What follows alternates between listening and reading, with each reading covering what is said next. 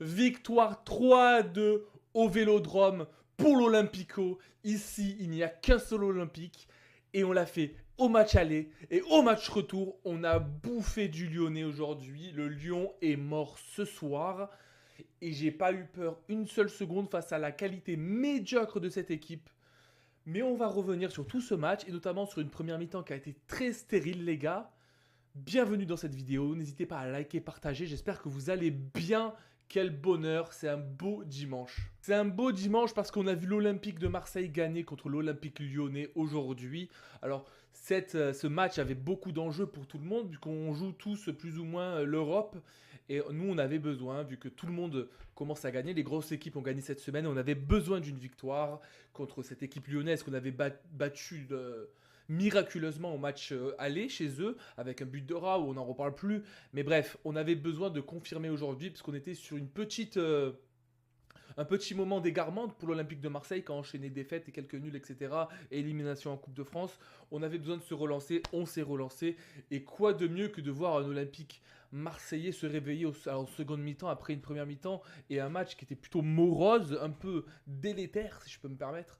Mais oui, l'ambiance était moyenne, hein, parce que on voyait autant les Lyonnais être nuls, mais nous aussi être assez nuls, même si on avait largement la possession de balle. Donc cette possession de balle qui reflète pas forcément donc du coup la domination d'une partie, vu que des fois, et comme le match contre Nice, on a eu 70% de la possession de balle, mais on a perdu 2-0. Donc là, on avait la possession de balle en première mi-temps et en deuxième mi-temps, mais en première mi-temps c'était assez triste parce qu'on n'arrivait pas à se trouver. On avait une composition forcément sans Mopé. On a De Zerbi a tenté quelque chose avec mettre Greenwood en numéro 9. Ça a pas très bien marché. Ça a pas très bien marché, je vous avoue. La défense aussi, quelques lacunes encore comme d'habitude. Après la défense, voilà, bon, on en avait déjà parlé longtemps, mais on va pas en reparler aujourd'hui. Forcément, la défense ne se retrouve pas. Derek Cornelius sera pas titulaire toute sa vie à l'Olympique de Marseille, et je l'espère parce que c'est plutôt moyen sa prestation malgré tout, même dans des victoires aujourd'hui. Une première mi-temps où on se trouvait pas, où c'était difficile de faire le jeu, jouer contre un bloc bas, ça a toujours ses points forts, ses points faibles évidemment, et c'était pas fou de trouver donc du coup Greenwood, qui est généralement plus lui qui se décale, qui recule beaucoup pour retrouver des balles et construire, hein. Greenwood qui est super bon en transversal, qui a une très bonne vision de jeu, autant pour évidemment marquer des buts, mais aussi pour faire des passes. Donc ce rôle de numéro 9 ne lui collait pas à la peau, et on l'a vite vu en seconde mi-temps où tout a changé. C'est le jour et la nuit entre la première mi-temps et la seconde mi-temps. Donc 0-0 première mi-temps, 3-2 seconde mi-temps, donc 5 buts les gars, c'est énorme. C'est énorme, et c'est ça un vrai Olympico. Moi je me rappelle des 5-4, comme ça il y a quelques années, des buts qui vont de partout. Alors je vous avoue que j'ai un peu stressé au penalty, mais malgré tout ça se sentait que l'OM depuis l'arrivée, du moins la rentrée de Guiri, la physionomie du match a totalement changé, et c'était magnifique de voir, désolé Nadir, mais au bout d'un moment, quand tu sors et que s'il y a autant de différence, voilà, voilà. Il n'y a pas photo, il fallait le sortir, même en première mi-temps, je l'ai vu, qu'il y avait des petits soucis pour le trouver. Il a fait juste une petite frappe qui était intéressante de Nadir, sinon il a fait un match plutôt moyen, voire très, très, très, très mauvais. Donc du coup, ce Gouiri, écoutez, je ne le pensais pas si grand. J'ai toujours pensé qu'il était petit, mais en fait, ouais, il peut jouer facilement numéro 9. Il a la carrure pour. Il a un bon jeu de pied, c'est un bon joueur de ballon, on l'a toujours dit. Moi, j'étais pas forcément pour l'arrivée de ce joueur, parce que je me suis dit, est-ce que c'est un panic buy? Est-ce que c'est un joueur qui va vraiment apporter à ce collectif? Bon, là, il a vraiment apporté. Après, ça reste qu'un match, faut pas s'enflammer, mais quel bonheur de taper les Lyonnais. Quel bonheur de taper Lacazette, ce fils de chien là, hein, qui est vite sorti après son but, hein. Bref, Lacazette, je peux pas me le blairer, t'as du sang sur les mains à chaque fois, t'as loupé ton premier penalty au match aller, là t'as mis un penalty, on dirait que t'as fait la partie de ta vie, t'as été nullissime, Lacazette, t'as été nullissime. Bref, c'était juste un petit rappel pour lui rappeler que back-to-back, il perd 2 fois dans sa grosse daronne. Bref. Donc du coup, match remarquable de quelques joueurs. On va en reparler plus tard des tops et des flops. On va les noter, nos joueurs. Mais c'est vrai que Rabiot a fait un match incroyable. Autant en première mi-temps, c'était un des seuls qui tenait la baraque, parce qu'il a fait des rappels en défense. Il a fait des tacles défensifs hyper intéressants. Et pourtant, c'était un joueur qui est placé haut dans cette composition. Et comme Rabiot, il y a d'autres joueurs qui sont très bons et qui sont assez constants à l'Olympique de Marseille. On peut parler de Rulli, qui était pas si loin d'arrêter ce penalty et qui a fait des arrêts très impressionnants malgré tout, même si on lui a tiré dessus, etc. Il a eu quand même des arrêts à faire. Et il a fait un bel arrêt qui allait nettoyer la lucarne. Donc également à ne pas oublier ce héros fantôme qui est Rulli, qui à chaque match nous sauve des buts, on ne se rend pas compte, mais on peut facilement prendre deux de plus à chaque match. Donc bravo à Rulli et bravo à Rabiot pour cette première mi-temps. Et après, on va dire que collectivement, en seconde mi-temps, tout le monde s'est réveillé. On va pas parler de Lyon longtemps, mais on va quand même faire une petite parenthèse pour dire que la saveur de l'Olympico a un peu moins de goût parce que c'est une équipe Lyon qui a moins de force, on va dire, au fur et à mesure du temps, qui a un collectif qui est plutôt moyen, on doit dire de belles individualités, mais collectivement sont assez mauvais. Et bon, ça fait quelques années que c'est comme ça. On n'est pas là pour les achever, mais bon. Ce qu'il faut dire, c'est que le premier but qu'ils nous ont mis, ils n'étaient pas flamboyants, ils étaient même mauvais, c'était à contre-temps, mais malgré tout, ils nous l'ont mis parce qu'on a créé des espaces avec une défense qui est fébrile malgré tout à l'Olympique de Marseille. Je ne vais pas me répéter, on est fébrile à ce niveau-là, c'est un de nos points faibles. Il y a vraiment un gros contraste entre notre défense et notre attaque parce que même notre milieu de terrain c'est vrai, aujourd'hui il était magnifique, hein. C'était, dès qu'il y a eu Nadir qui est sorti, il y a eu beaucoup plus de cohésion et de logique ensuite. Et oui, donc du coup, pour parler de notre capacité offensive, quand Greenwood se replace, ça fait aussi plus de sens pour tout le monde. L'OM a su enchaîner avec 2 buts, puis ensuite un penalty. On va pas parler de l'arbitrage parce que même les commentateurs étaient assez surpris des règles qui font que changer parce qu'elle a touché la cuisse, puis ensuite elle a touché la main. Mais je vous dis, un Olympico sans penalty pour Lyon, qu'est-ce que c'est au final? Est-ce que ça aurait vraiment ce goût que de les taper? Parce que Turpin, au match aller, il leur avait donné un penalty également, mais qui a été loupé par Lacazette cette fois-ci.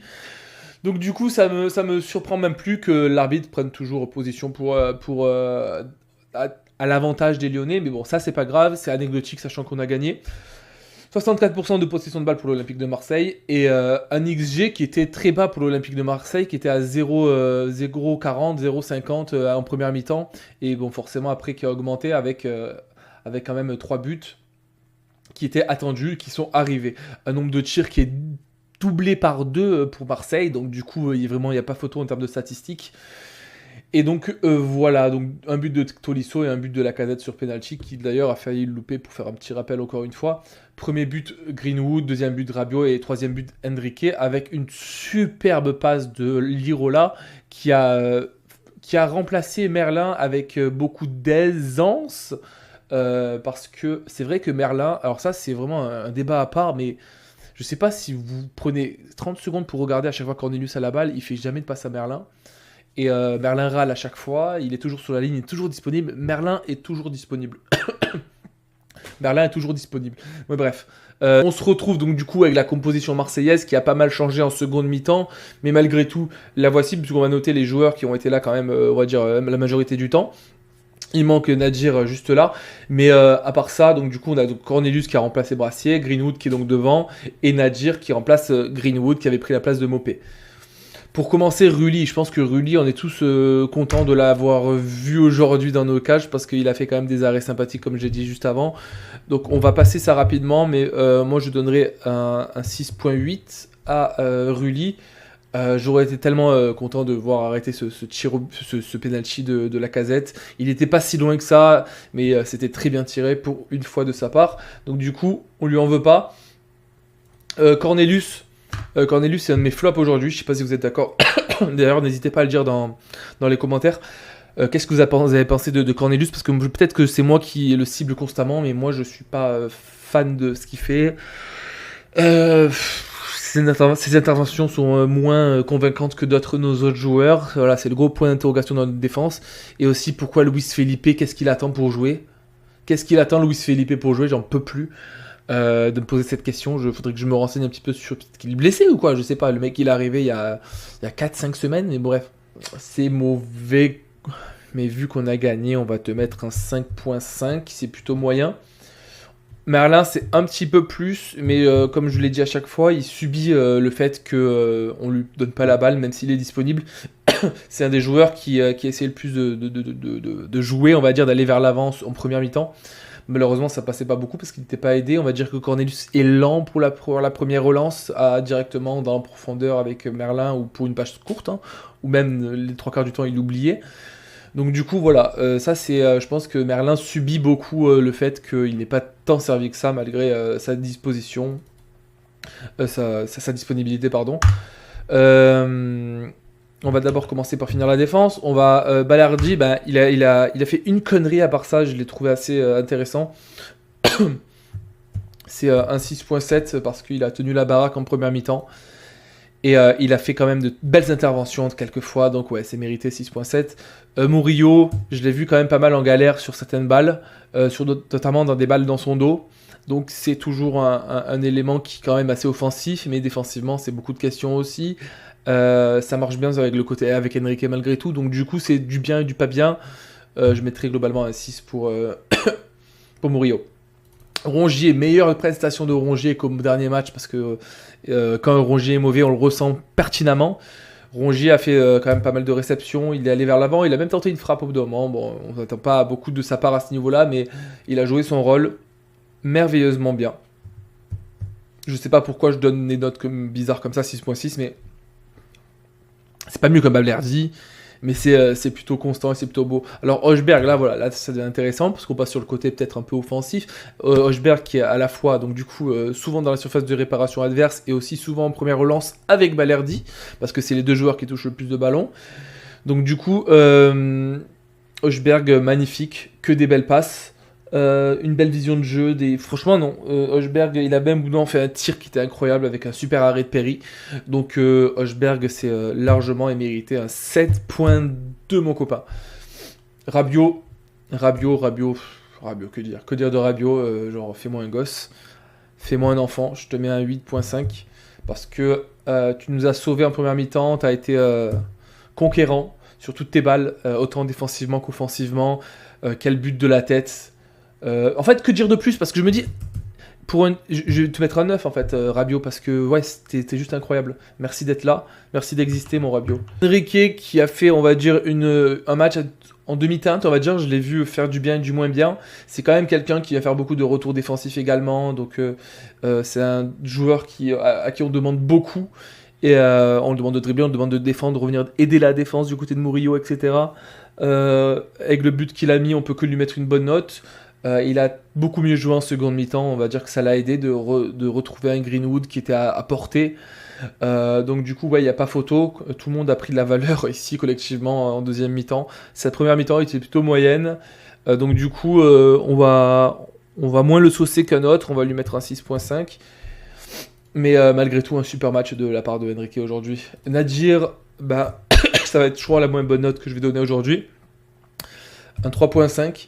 Parce que voilà, collectivement il n'était pas là, il a peut-être pas encore la capacité de faire ce rôle-là en tant que titulaire, et on l'a vu en seconde mi-temps que sans lui, avec un Amine Gouiri qui a une meilleure vision de jeu, c'est beaucoup plus facile sans lui. Désolé Nadir, on t'aime bien, hein, tu abordes beaucoup de choses, mais aujourd'hui c'était off un petit peu. Et enfin, notre Greenwood national, 8.5, juste en dessous que pour moi un Rabiot, parce que moi j'aime bien donner une bonne note aux joueurs qui font le travail de l'ombre comme Rabiot, et même pas forcément de l'ombre parce qu'il a mis un but, mais bref. 8.5, largement mérité, homme du match, en soi, but, passe, incroyable. On aime voir enfin un Greenwood, on va dire, s'exprimer contre une grande équipe, hein, parce qu'il n'y a qu'un seul Olympique. On l'a prouvé aujourd'hui, mais malgré tout, il avait besoin de ça parce qu'il avait joué plutôt, on va dire, moyennement bien contre les grandes équipes, voire totalement nul contre Nice. Donc du coup, ça fait plaisir de le voir s'exprimer un petit peu. Et voilà, quel plaisir de retrouver un Olympique qui fonctionne, qui se retrouve en termes de synergie. Et enfin, pour finir, De Zerbi qui a aligné, qui a pris un risque aujourd'hui en alignant Greenwood en numéro 9 en première mi-temps, mais qui a su trouver les bons remplacements au bon moment. Au bout d'un moment, je me disais, est-ce qu'on sort pas un Cornelius? Est-ce que les remplacements sont pas un peu tard? Mais finalement, écoutez, il m'a prouvé le contraire, parce qu'on a trouvé quand même malgré tout 2 buts coup sur coup et un troisième but juste après. Donc du coup, on va dire qu'il a fait son rôle de Zerbi. Il a trouvé, il avait cette hargne qu'on l'a rarement vu avoir à la fin de ce match.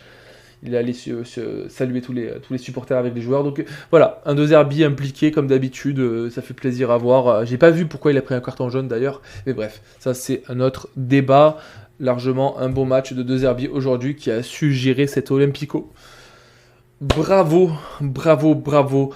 Allez l'OM, encore une fois, quel plaisir de taper les Lyonnais, quel plaisir de retrouver aussi des points, de garder cette deuxième place au classement, parce que on était un peu chassé par tout le monde qui arrivait derrière nous, toutes les grandes équipes avaient gagné aujourd'hui, il fallait qu'on gagne.